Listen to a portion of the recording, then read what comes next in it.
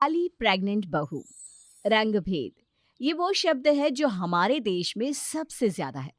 क्योंकि यहाँ आप खुश हैं या दुखी, इससे ज्यादा ये मायने रखता है कि आप सुंदर हैं, काली हैं या फिर मोटी। हाय रे मेरी बेटी कितने दिनों बाद आई है ससुराल से। क्या हो गया मेरी बच्ची को? कैसी काली काली सी लग रही है। खाना नहीं देते क्या वो करम जले तेरे ससुराल वाले? माँ, अभी अंदर आई हूँ। पानी, खाना, हालचाल तो पूछ लो। ये पूछ लो कि कैसे आना हुआ।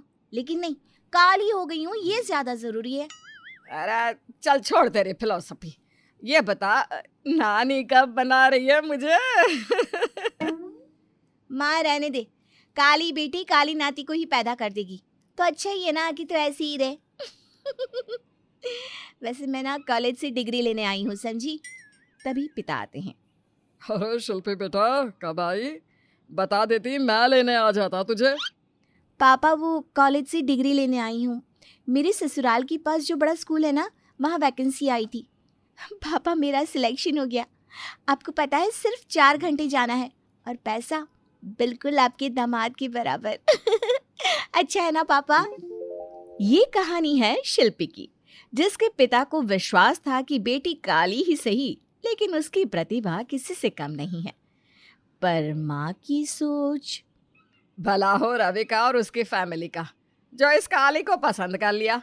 वरना मैं तो बैठी रहती इसे लेकर। पता नहीं कितना तो केसर खाया था पेट में थी तब। फिर भी बाप के रंग की हो गई पक्की। शिल्पी के लिए ये कुछ नया नहीं था।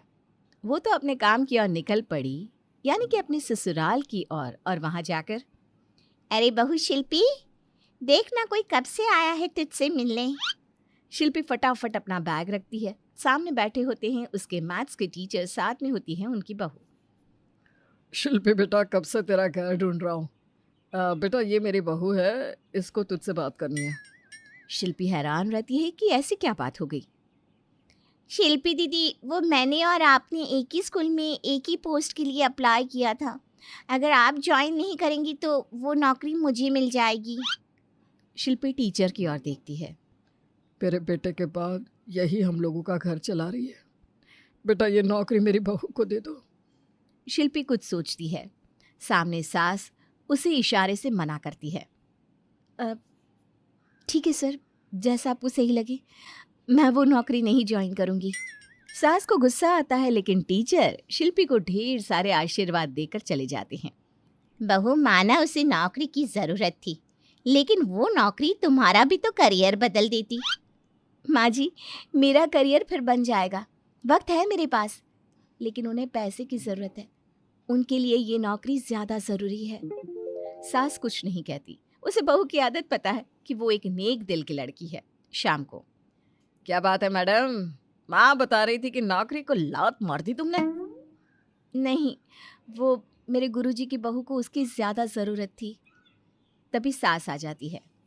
बहू देख, वैसे तो तेरा रंग पक्का है, फिर भी हम लोगों ने सोचा चलो पढ़ी लिखी हो तो कुछ कमा कर दोगी, लेकिन तुम तो। माँ बात तो सही कह रही हो। वैसे शिल्पी नौकरी अच्छी थी, पास में भी थी।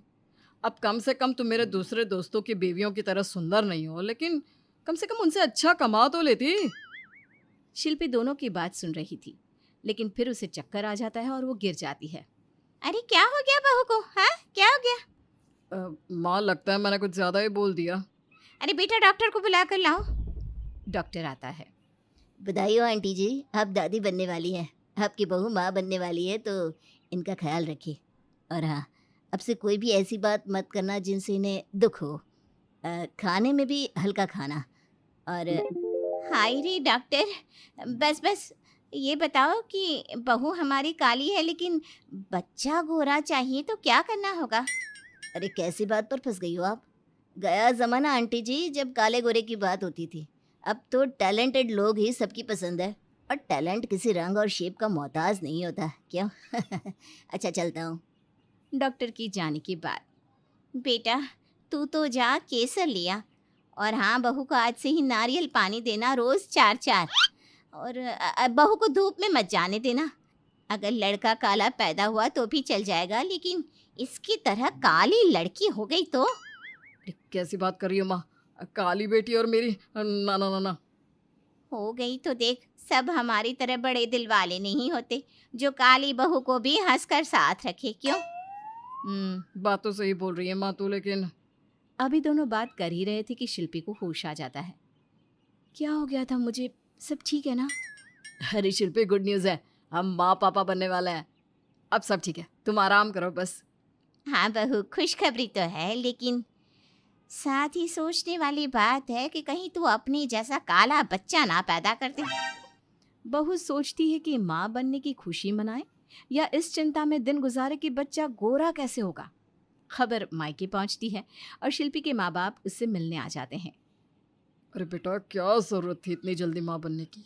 अभी तो पूरा करियर खड़ा था सामने। हाँ जी हाँ, बस करो और निकालो वो सब कुछ जो मैंने कहा था कि शिल्पी के लिए लेकर चलते हैं। पिता सारा सामान टेबल पर रख देते हैं। देख शिल्पी, ये नारियल की गिरी है, इसे खाने से बच्चा गोरा होगा, बिल्कुल दामाद जी जैसा। और ये केसर दूध में पिया कर। बहन जी, आप लोग चिंता ना करें, मैं सारा सामान पहुंचा दिया करूंगी। हाँ बस बहन जी, आप ही तो मेरी चिंता समझ सकती हैं। अरे बच्चा गोरा काला नहीं, लेकिन बच्चा और जच्चा दोनों स्वस्थ हो, ये कामना करो। लेकिन कौन है जो पिता की बात मानता है? शिल्पी जो एक पढ़ी लिखी लड़की थी, समाज की इस सोच को न जाने कब से झेल रही थी। लेकिन अब जब बात उसके होने वाले बच्चे की रंग की होनी शुरू हो गई तो उसने भी ठान लिया। क्या हो गया शिल्पी, किस सोच में डूब गई? तेरे माँ पापा जा रहे हैं, छोड़कर आ गेट तक। शिल्पी बाहर तक जाती है जहाँ शिल्पी की माँ पड़ोसन को देखकर, अरे कैसी हो बहन जी? शादी के बाद आज मिल रही हूँ आपसे। बस जी, ठीक ठीक। कैसे आना हुआ बेटी के ससुराल है? अरे नमक भी हराम है बेटी के घर का, पता है ना क्या? अब अरे अब मैं नानी बनने वाली हूँ ना, इसलिए आई थी केसर का डिब्बा लेकर। माँ पापा के चले जाने के बाद शिल्पी घर के अंदर जा रही होती है कि सुन शिल्पी, केसर के साथ इलायची भी डाल लेना दूध में, तभी तेरा बच्चा गोरा होगा, वरना तेरी सास नहीं पालेगी तेरा बच्चा। शिल्पी को पड़ोसन पर बहुत गुस्सा आता है, लेकिन दूसरों को सुनाकर क्या फायदा जब खुद का ही सिक्का खोटा हो। कुछ महीने गुजरते हैं और कितना अच्छा होगा ना जब मेरा बच्चा मेरे हाथ में आएगा। मैं कितनी खुश हूँ। भगवान, मेरा बच्चा स्वस्थ हो बस। शिल्पी सुनो, डॉक्टर के पास जाना है तो तैयार हो जाओ। शिल्पी पति के साथ डॉक्टर के पास जाती है। वहाँ अल्ट्रासाउंड में डॉक्टर उन लोगों को उनका बच्चा दिखाते हैं। दोनों मियाँ बीवी अल्ट्रासाउंड से घर की ओर आ रहे होते हैं कि मेरा बच्चा, पता है शिल्पी, सच कहूँ तो अब मुझे फर्क ही नहीं पड़ता कि वो गोरा हो या काला, बस मेरे हाथ में जल्दी से वो आ जाए। मैं और कुछ नहीं चाहता। शिल्पी खुश थी कि उसका पति इस सारी जंजाल से बाहर निकल गया है। उसकी सोच बदल गई है, वो खुश रहने लगती है। लेकिन सास, शिल्पी घर के अंदर आती है जहाँ वो सास को देखती है कि न जाने वो क्या पीस रही हैं। क्या हो गया सासू माँ, क्या पीस रही हैं आप?